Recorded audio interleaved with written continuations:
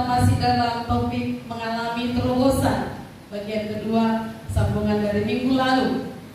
Kalau minggu lalu kita sudah belajar dari 3 tokoh Alkitab yang perlu kita teladani dalam mengalami penerobosan. Pertama, saya ingatkan minggu lalu mengenai Daud, di mana Daud menghadapi musuh. Dia gak sembarangan. Dia bertanya kepada Tuhan, dan apa yang dikatakan Tuhan dia patuhi. Maka Tuhan yang menghadapi musuhnya, Tuhan yang menerobos musuh-musuhnya. Adakah saudara mau Tuhan yang menghadapi musuh saudara? Patuh kepada Tuhan. Yang kedua, kita belajar dari Joshua.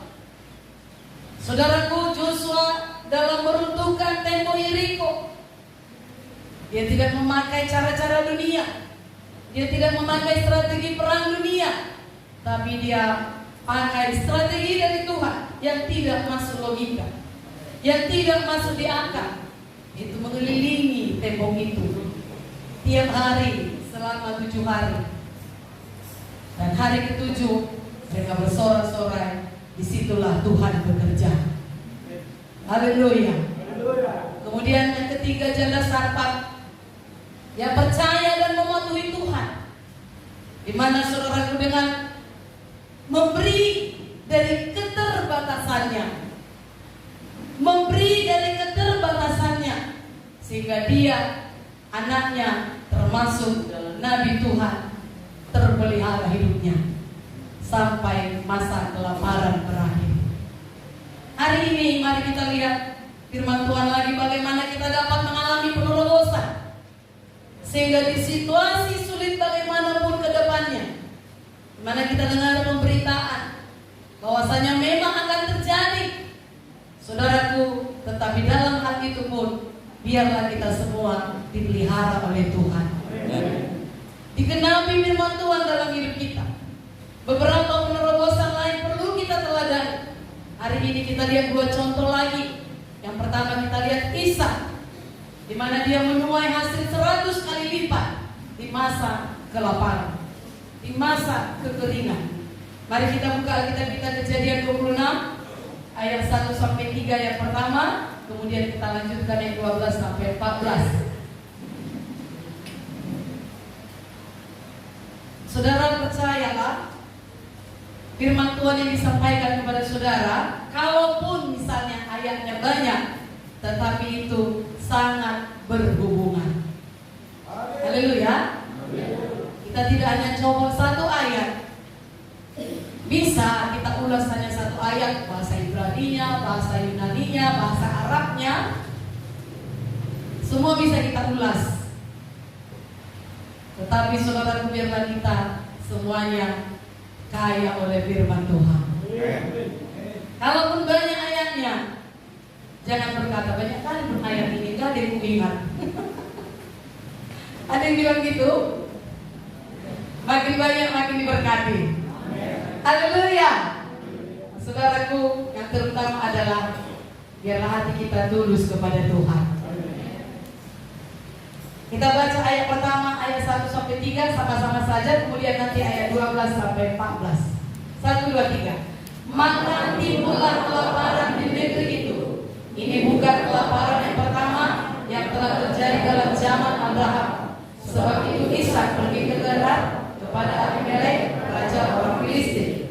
Lalu Tuhan menampakkan diri kepadanya serta berfirman, janganlah pergi ke Mesir. Diamlah di negeri yang akan kukatakan kepadamu. Tinggallah di negeri ini sebagai orang asing, maka aku akan menyertai engkau dan memberkati engkau. Sebab kepadamu dan kepada keturunanmu akan kuberikan seluruh negeri ini, dan aku akan menepati sumpah yang telah kuikrarkan kepada Abraham ayahmu. 12. Maka menaburlah Ishak di tanah itu, dan dalam tahun itu juga ia mendapat hasil 100 kali lipat, sebab ia diberkati Tuhan. Dan orang itu menjadi kaya, bahkan dia lama kian kaya, sehingga ia menjadi sangat kaya. Ia mempunyai kumpulan kambing domba dan lembu sapi, serta banyak anak buah, sehingga orang Filistin itu cemburu kepadanya. Wow, masa kelaparan makin kaya. Haleluya. Apakah Tuhan benci kepada kekayaan? Karena dia punya kekayaan itu. Tidak mungkin dia benci pada orang kaya. Dia hanya benci pada orang kaya, bukan benci maksudnya. Dia tidak suka pada orang kaya yang tidak takut akan dia. Itu saja. Kalau orang kaya takut akan Tuhan, pasti sangat disayanginya. Jadi kita tidak benci kekayaan. Haleluya. Tapi sekali lagi Bapak Gembala akan menerangkan, bukan orang kaya seperti yang kita pikirkan itu yang dikatakan lebih mudah seekor apa katanya? Seekor unta masuk ke lubang daripada orang kaya. Itu lain kali akan diterangkan. Tapi bukan itu topiknya hari ini. Haleluya. Saudaraku, Ishak ini adalah salah satu contoh tokoh Alkitab yang mengalami berkat Tuhan secara luar biasa. Karena dia taat melakukan apa yang Tuhan perintahkan, walau dalam situasi yang tidak mendukung. Ketika terjadi kelaparan hebat, Tuhan melarang Ishak pergi ke Mesir. Di Mesir tidak kelaparan pada masa itu, tapi dia suruh dia tetap tinggal di Gerar. Itu suatu tempat di Filistin, tempat musuh, dan di situ kelaparan. Perhatikan saudaraku, perintah Tuhan sering sekali tidak masuk akal. Maka banyak orang nggak mau taat karena nggak masuk akal. Padahal kalaupun tidak masuk akal, tapi Tuhan punya rencana yang indah bagi setiap orang yang percaya kepadanya. Dikatakan Yesaya 55:8-9, sebab rancanganku bukanlah rancanganmu, dan jalanmu bukanlah jalanku. Demikianlah firman Tuhan. Seperti tingginya langit dari bumi, demikianlah tingginya jalanku dari jalanmu, dan rancanganku dari rancanganmu, kata firman Tuhan. Saudaraku, bukan perkara mudah untuk tinggal sebagai orang asing di tempat musuh pula. Tetapi Ishak memilih taat kepada kehendak Tuhan. Apa yang dia buat? Dia datang menghadap Raja Abimelek, yaitu Raja Filistin, minta izin untuk tetap tinggal di situ.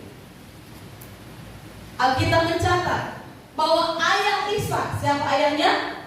Abraham, juga pernah tinggal di Gerar dan menggali sumur, tapi sudah ditutup oleh Filistin. Ketika berada di Gerar, Ishak pun kembali menggali sumur tersebut yang sudah ditutup. Nanti kita lihat ayatnya. Ishak diberkati Tuhan dalam situasi yang sulit. Bahkan dia bisa menuai berapa kali lipat? 100 kali lipat masa kekeringan. Sangat besar tuaiannya. Apa yang menjadi rahasianya? Sehingga Ishak ini berhasil dalam masa kesukaran. Ke depan akan ada masa kesukaran. Maukah saudara diberkati pada masa kesukaran? Kita ikuti rahasia dari tokoh Alkitab. Amin. Saudaraku, yang pertama, Ishak hidup dalam janji Tuhan. Ikut rencana Tuhan. Ayat 3 tadi, tinggallah di negeri ini sebagai orang asing, maka aku akan menyertai engkau dan memberkati engkau. Sebab kepadamu lah dan kepada keturunanmu akan kuberikan seluruh negeri ini, dan aku akan menepati sumpah yang telah kuikrarkan kepada Abraham ayahmu. Ishak begitu percaya kepada janji Tuhan. Adakah saudara percaya pada janji Tuhan? Sehingga dia bisa melewati masa sukar itu. Dia percaya. Maka masa sulit pun, masa kekeringan pun, masa kelaparan pun, dia tetap mematuhi Tuhan. Ishak tidak menunggu sampai hujan datang baru berhasil. Oleh karena itu, belajarlah untuk mengenal Tuhan serta janjinya, dan hiduplah menurut janji Tuhan. Karena Tuhan tidak pernah mengingkari apa yang telah Dia janjikan.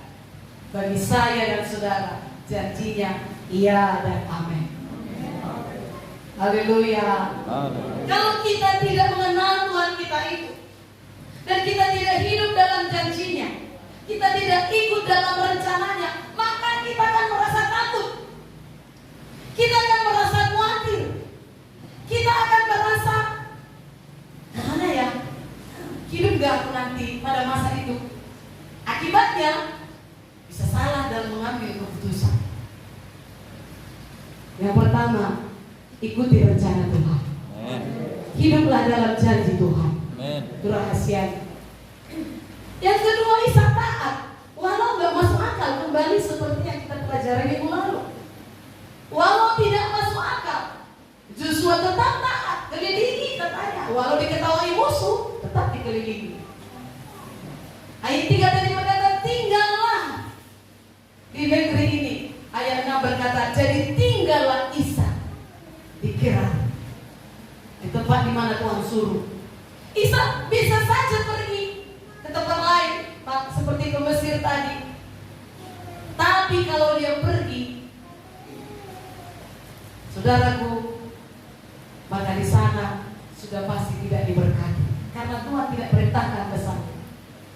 Ketaatan inilah yang membuat Ishak sangat diberkati. Akibat ketaatannya dikatakan tadi, Ishak menjadi kaya, bahkan kian lama kian kaya, sehingga menjadi sangat kaya.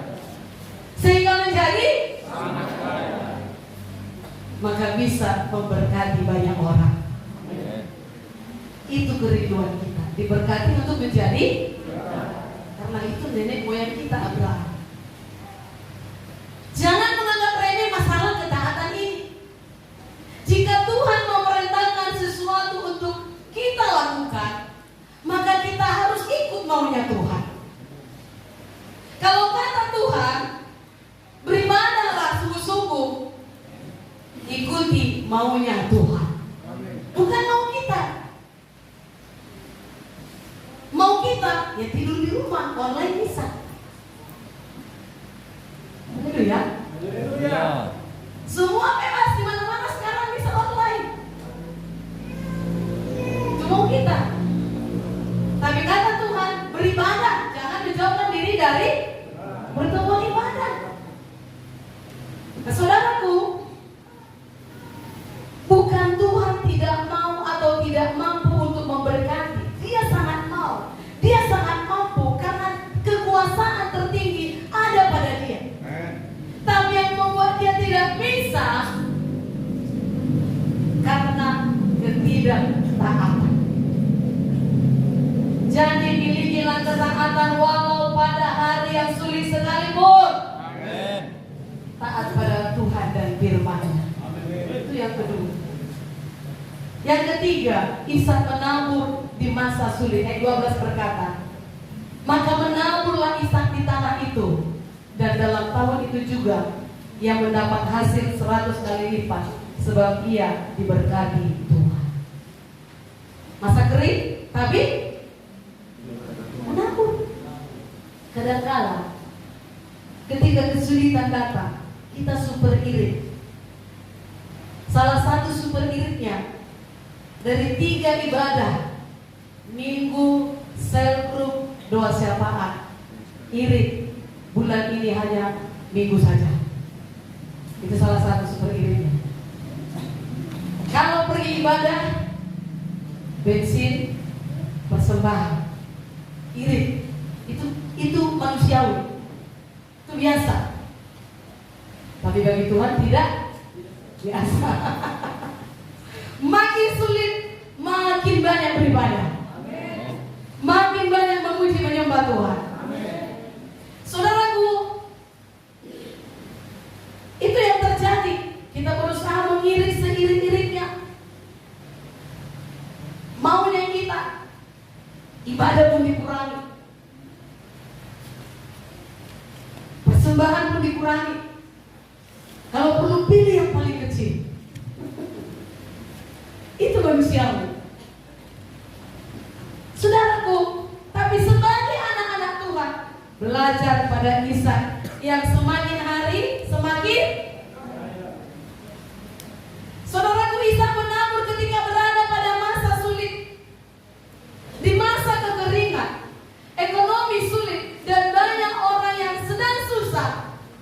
Menaburlah. Yes. Katakan kiri kanan saudara, menaburlah. Haleluya. Jangan tunggu sampai kita diberkati baru menabur. Jangan tunggu sampai diberkati dulu baru memberi. Haleluya. Apabila kita mau Tuhan buat pelipat gandaan dalam usaha kita, maka rahasianya adalah tabur pada masa kesusahan. Tabur yang banyak, maka kita akan menuai yang banyak. Lakukanlah apa yang menjadi bagian kita, Tuhan akan melakukan apa yang menjadi bagiannya. Haleluya. Selanjutnya, apa rahasianya? Ishak kerja keras. Dia bertekun. Dan pada masa sulit itu karakternya bertumbuh. Karakternya tetap teruji. Dikatakan ayat 18 sampai 22. Boleh saja kita baca bersama. Ayat 18 sampai 22. 1, 2, 3. Kemudian Ishak menggali kembali sumur-sumur yang digali dalam zaman Abraham ayahnya. Ditutup oleh orang Filistin sesudah Abraham mati. Disebutkan dalam nama sumur-sumur itu menurut nama-nama yang telah diberikan oleh ayahnya. Ketika hamba-hamba Ishak menggali di lembah itu, mereka mendapati di situ mata air yang berbual-bual air. Lalu bertengkarlah para gembala Gerar dengan para gembala Ishak. Kata mereka, air ini kepunyaan kami. Dan Ishak menamai sumur itu Esek, karena mereka bertengkar dengan dia di sana. Kemudian mereka menggali sumur lain, dan mereka bertengkar juga tentang itu. Maka Ishak menamai sumur itu Sitna. Ia pindah dari situ dan menggali sumur yang lain lagi. Tetapi tentang sumur ini mereka tidak bertengkar. Sumur ini dinamainya Rehoboth. Dan dia berkata, sekarang Tuhan telah memberikan kelonggaran kepada kita, sehingga kita dapat menelan cucu di negeri ini. Haleluya. Suara saya bisa didengar dengan baik? Perhatikan. Sekalipun waktu itu masa kekeringan berkepanjangan, namun Ishak tetap kerja keras. Dia nggak berkata gimana mau kerja tanah kering. Ishak tidak berdiam diri saja menunggu hujan datang, tapi dia begitu rajin. Dia kembangkan apa yang pernah dikerjakan ayahnya. Dikatakan tadi bahwa ayah Ishak itu yaitu Abraham pernah menggali sumur-sumur itu, namun sudah ditutup. Apakah Ishak menyerah dan berkata, sudah ditutup, mau bagaimana lagi? Tidak. Kalau ada jalan tertutup, jangan menyerah. Haleluya. Pada masa kekeringan sumur-sumur itu, saudaraku, tetap Ishak mau menggalinya. Berjalan lancar. Waktu dia gali berjalan lancar. Sudah nampak air berbual-bual. Gembala-gembala Gerar bertengkar dengan para gembala Ishak. Diambil lagi. Saudara perhatikan, karakter Ishak sangat baik. Ia tidak suka bertengkar. Itu sebabnya dia mengalah. Katakan diri kanan, jangan suka bertengkar. Itu menghalangi berkat. Haleluya. Ada 3 sumur yang digali oleh Ishak. Tadi dikatakan Esek, artinya bertengkar. Sekalipun ada pertengkaran, perhatikan, sekalipun ada persaingan, sekalipun ribut, tetapi Ishak tidak bereaksi dosa. Dia tidak berkata, aku sudah capek, ini bapakku yang menggali, ku gali lagi. Tidak. Dia tidak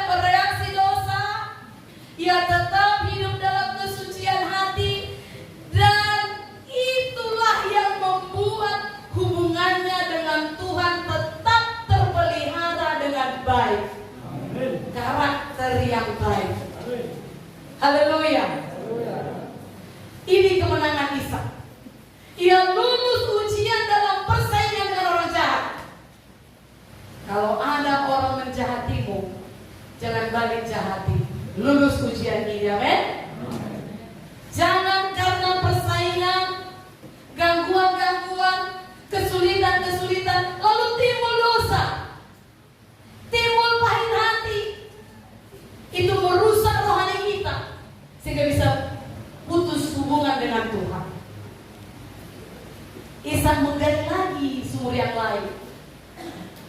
Lancar? Dia gali lagi, dia dapatkan juga air yang berbuah-buah. Dan ternyata dirampas lagi oleh musuh. Sitna artinya kebencian. Ini ciri khas pekerjaan iblis, penuh dengan kebencian. Dalam pencobaan yang lebih besar ini pun Ishak menang. Haleluya. Ishak tidak jatuh dalam dosa dan hubungannya dengan Tuhan tetap baik. Ia menang terhadap kebencian. Akhirnya Ishak kembali harus mencari sumur yang lain. Kerja keras. Goncang kiri kananmu, kerja keras. Belum berhasil kerja lagi. Haleluya. Ishak percaya bahwa berkat itu tidak datang dari sumur itu, tapi berkat itu datang dari Tuhan. Ketika Ishak meninggalkan Esek dan Sitna, ketika Ishak meninggalkan pertengkaran dan kebencian, dia bertemu dengan Rehobot. Rehobot artinya kelonggaran. Rehobot artinya keluasan. Saudaraku, dia ketemu dengan tempat yang luas. Ini berbicara rasa aman. Ini berbicara tenteram. Ini berbicara ruang gerak yang cukup untuk bisa berbuat lebih banyak. Saat engkau meninggalkan pertengkaran, saat engkau meninggalkan kebencian, engkau akan bertemu dengan Rehobot, yaitu engkau bisa memperoleh tempat yang luas untuk berbuat lebih banyak. Haleluya. Karena Tuhan tahu kebutuhan saudara. Tuhan sangat memahami kebutuhan umatnya. Tuhan akan memberi Rehobot atau kelonggaran bagi kita yang tidak mau menyerah pada keadaan, yang tidak suka pertengkaran, yang tidak suka kebencian, supaya kita bisa melakukan kehendak Tuhan, yaitu pekerjaan Tuhan di dunia ini. Ishak tidak hanya diberkati secara jasmani, karakternya pun menjadi pribadi yang berkenan di hadapan Tuhan. Amen. Dan benar, Tuhan memberikan kesuksesan bagi Ishak yang sudah kita baca tadi, menjadi sangat kaya dan menjadi orang yang sangat berpengaruh. Jadilah berpengaruh. Amen. Pengaruh yang baik. Amen. Pengaruh yang positif. Amen. Di ayat 26 sampai 29, Abimelek Raja Gerar saja bersama dengan panglimanya akhirnya menemui Ishak dan berdamai dengan Ishak.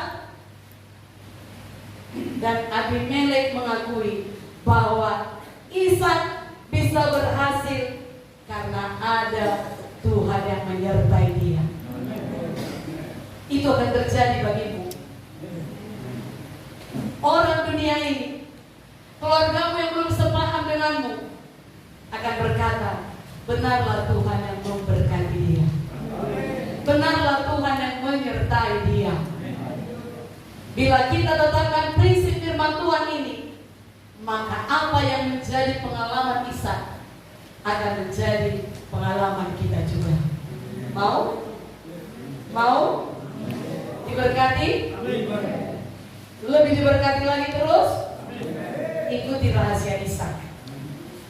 Haleluya. Ikuti rencana Tuhan, jangan rencana kita. Boleh kita berencana. Makanya dikatakan gagal berencana, merencanakan kegagalan. Betul. Itu kata pemimpin-pemimpin dunia ini, pemimpin rohani juga. Tidak punya visi maka binasa. Betul. Kita harus punya rencana. Tetapi kalaupun rencana kita itu ada yang gagal, Tuhan tidak berkenan. Misalnya dalam rencana itu ada yang rencana yang lebih baik dari Tuhan, ikuti rencana Tuhan. Haleluya. Itu tokoh pertama yang kita pelajari hari ini. Satu lagi, tokoh kedua, Elia. Kalau bicara tentang Elia, ini sangat dekat hubungannya dengan doa. Saudaraku, Elia mengubah nasib satu bangsa. Oh, bangsa kita ini perlu doa saudara. Haleluya. 1 Raja-Raja 2, 1 Raja-Raja 18, maksud saya 16 sampai 20, tidak perlu kita baca semua. Di ayat 17 sampai 18 dituliskan, Raja Ahab menemui Elia dan dia menuduh Elia. Apa dituduhkan Ahab kepada Elia? Kaulah penyebab terjadi kelaparan ini. Karena ucapanmu lah maka kelaparan ini terjadi, maka kekeringan ini terjadi. Tapi apa jawab Elia? Bukan aku yang mencelakakan Israel, ayat 18, melainkan engkau ini dan kau keluargamu. Kenapa? Sebab kamu telah meninggalkan perintah-perintah Tuhan dan engkau ini telah mengikuti para Baal. Baal itu apa? Baal itu dewa kesuburan yang disembah oleh penduduk asli tanah Kanaan.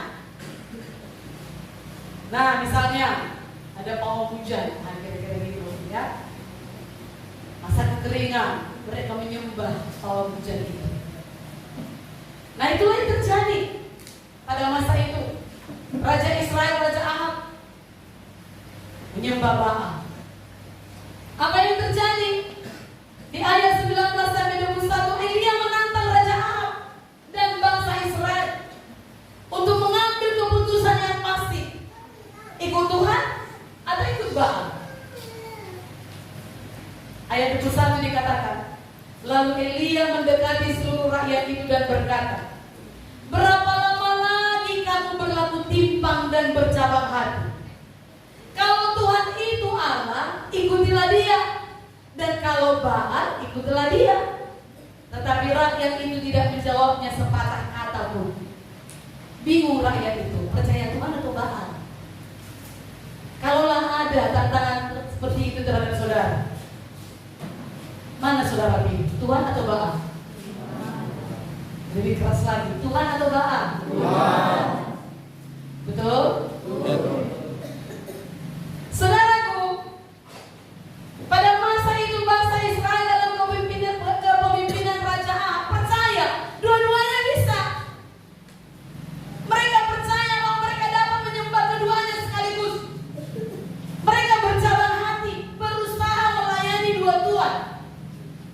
Dan lihat di perjanjian baru, Yesus sendiri berkata dalam Matius 6 ayat 24, dengan tegas Yesus memperingatkan, tak seorang pun dapat mengabdi kepada. Jangan bercabang hati. Kalau percaya Tuhan memeliharamu, percaya saja. Amin. Jangan khawatir, amin. Amin. Kita baca saja bagaimana pertandingan iman mereka. Dari ayat 26 sampai 39. Saya mulai ayat 26, saudara baca ayat kecilnya ya. Mereka, ada seterusnya, yang memanggil nama Baal dari pagi sampai tengah hari. Katanya, ya Baal. Buta kali ya. Ya dewa kesuburan. Padahal bangsa pilihan Tuhan loh. Ya Baal, jawablah kami. Tetapi tidak ada suara, tidak ada yang menjawab. Sementara itu mereka bercingkak-cingkak di sekeliling mezbah yang dibuat mereka itu. 27, silakan. 27. Satu Raja-Raja 18. 1, 2, 3.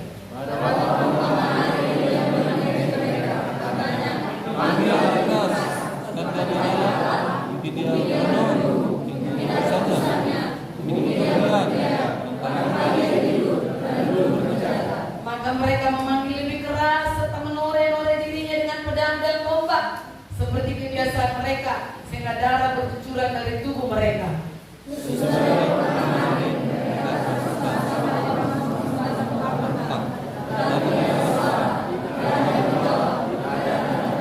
Kata Elia kepada seluruh rakyat itu, datanglah dekat kepadaku. Maka mendekatlah seluruh rakyat itu kepadanya. Lalu ia memperbaiki mezbah Tuhan yang telah diruntuhkan itu.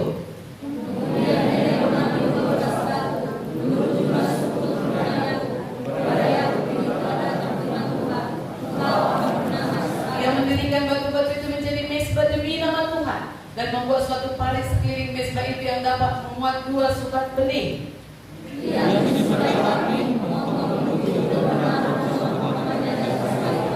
Sesudah itu ia berkata, penuhilah 4 buyung dengan air dan tuangkan ke atas korban bakaran dan ke atas kayu api itu. Kemudian katanya, buatlah begitu untuk kedua kalinya. Dan mereka berbuat begitu untuk kedua kalinya. Kemudian katanya, buatlah begitu untuk ketiga kalinya. Dan mereka berbuat begitu untuk ketiga kalinya.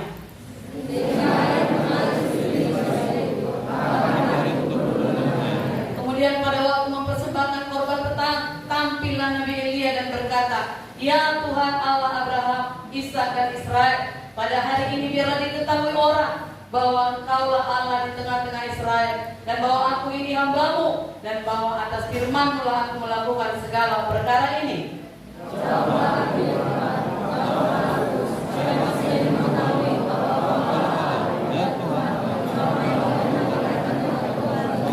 Sama-sama 38-39. Lalu turunlah api rumah menyambar habis korban bakaran, kayu api, batu dan tanah itu, bahkan air yang dalam parit itu habis dijilatnya. Ketika seluruh rakyat melihat kejadian itu, sujudlah mereka serta berkata, Tuhan dialah Allah, Tuhan dialah Allah. Wow. Keberanian dan iman Elia ini hampir tak ada tandingan sepanjang sejarah. Saudaraku, dia tantang raja. Kemudian dia tegur seluruh bangsa Israel. Pilih sekarang Tuhan atau Baal. Kemudian dia melawan 850. Kenapa? 450 nabi Baal, 400 nabi Asyera. Itu sama-sama dewa kesuburan. Saudaraku, dan dia lakukan hanya dengan senjata doa dan iman kepada Allah yang hidup. Keyakinannya kepada Tuhan ditunjukkan dengan doanya. Kita lihat dari 37. Jawablah aku ya Tuhan, jawablah aku. Bukan dikatakan supaya aku ini hebat, enggak. Supaya bangsa ini mengetahui bahwa Engkaulah Allah, iya Tuhan, dan Engkaulah yang membuat hati mereka tobat kembali. Inilah tujuan doa kita, supaya orang-orang supaya orang-orang mengakui Yesus adalah Tuhan, dan hati mereka tobat dari semua dosa yang terjadi di sekeliling dunia ini. Amin, saudaraku. Perhatikan, Elia berdoa agar bangsa itu mengenal Tuhan. Inilah doa kita. Kalau kita berdoa untuk keluarga kita, biarlah dia mengenal Tuhan. Biarlah hatinya tobat kembali Tuhan. Haleluya. Dia berdoa supaya bangsa itu mengenal Tuhan yang hidup, supaya Tuhan membalikkan hati bangsa itu kepada Tuhan, dan secara ajaib Tuhan menurunkan api untuk membakar persembahan itu. Yang tadinya orang Israel memanggil Baal, gak ada apa-apa. Ini malah dipenuhi dengan air, disiram dengan air. Justru api Tuhan turun membakarnya, dan itu membuktikan bahwa Tuhan Israel adalah Allah yang hidup, yang harus disembah. Haleluya. Dengan cara yang sama, zaman ini kita harus berdoa. Harapkan mujizat itu, harapkan manifestasi kuasa Tuhan itu dalam hidupmu. Buat aku jadi berkat Tuhan, supaya keluargaku ini bertobat, supaya kalau aku bersaksi didengarnya kesaksianku. Haleluya. Saudaraku, dengan cara yang sama, karena Tuhan tidak berubah, dulu, sekarang, sampai selama-lamanya. Tuhan yang disembah Elia adalah Tuhan yang hidup, yang kita sembah juga zaman ini. Banyak sekarang jiwa-jiwa gelap hatinya.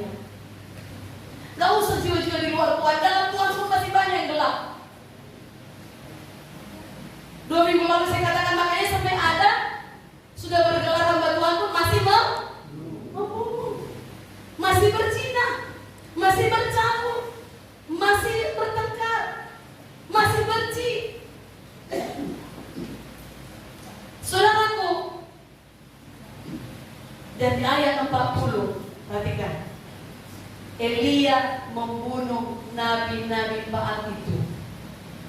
Perhatikan ya, mengenai pembunuhan nabi-nabi Baal ini, hukuman mati mereka itu adil karena dilaksanakan sesuai dengan hukum Musa.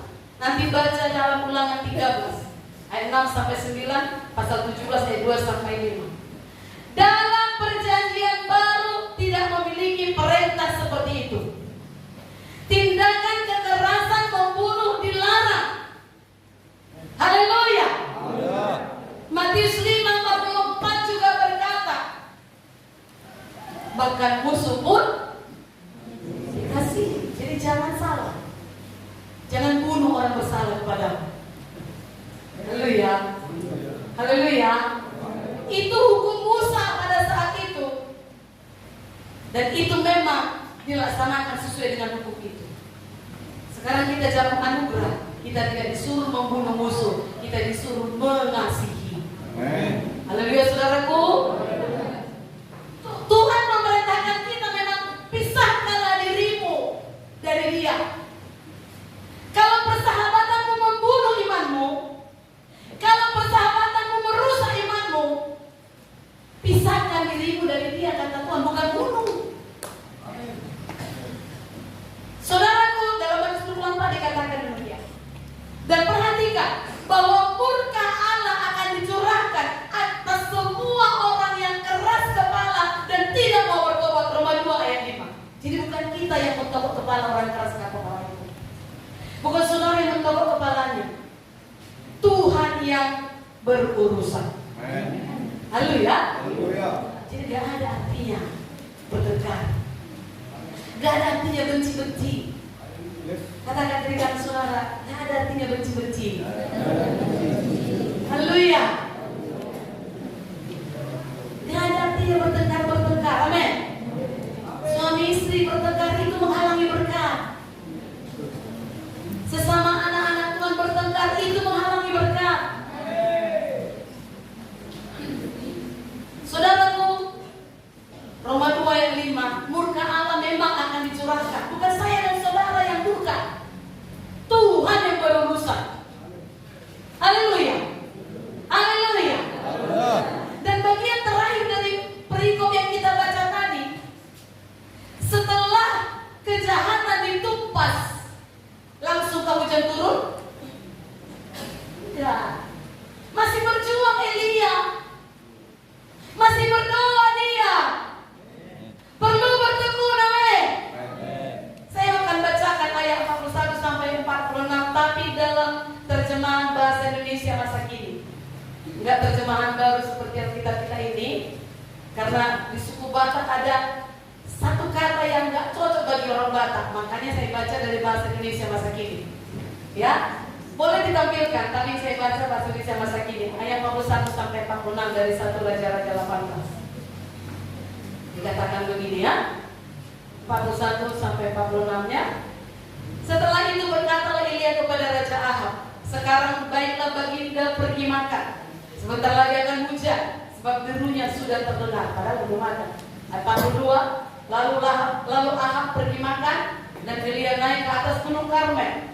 Di sana ia sujud dengan mukanya ke tanah di antara kedua lututnya. Ayat 3, kepada pelayannya ia berkata, naiklah ke puncak dan lihatlah ke arah laut. Hamba itu naik, lalu kembali dan berkata, saya tidak melihat apa-apa. Sampai 7 kali Elia menyuruh hambanya naik turun untuk melihat. 44, pada yang ke-7 kalinya hamba itu kembali dan berkata, saya melihat awan sekecil telapak tangan datang dari arah laut. Maka Elia berkata kepada hambanya, pergilah kepada Raja Ahab, suruh dia naik ke keretanya dan pulang sebelum ia terhalang oleh hujan. 45, dalam sekejap saja langit menjadi mendung dan angin kencang bertiup serta hujan lebat pun mulai turun. Ahab naik ke keretanya lalu pulang ke Israel. 46, saat itu Elia mendapat kekuatan dari Tuhan. Dia melipat jubahnya ke atas dan mengikatnya pada pinggangnya, lalu berlari mendahului Ahab sepanjang jalan sampai ke pintu gerbang kota Israel.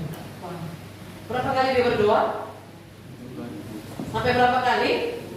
7 kali. Angka 7 dalam Alkitab itu melambangkan sesuatu yang sempurna. Utuh. Perhatikan, Elia sempurna doanya. Sempurna doanya. Haleluya. Sempurna doanya. Apa maksudnya sempurna doanya itu? Seperti yang Tuhan kehendaki. Oh, dosa sudah ditumpas, kejahatan sudah ditumpas, udahlah berleha-leha diangkat. Berdoa dia. Tuhan lihat, sudah kulakukan yang kau suka. Engkau nggak suka diduakan, sudah kutumpas. Genapkan firman-Mu Tuhan. Engkau berjanji akan memberi hujan. Kalau aku katakan, sekarang aku berkata, datanglah hujan. Kali pertama, belum ada apa-apa. Kedua, belum. 3, 4, 5 anak belum. Kali ke-7, ada satu harapan. Amin. Amin. Haleluya. Jawaban Tuhan terhadap doa Nabi Elia mengubah nasib satu bangsa.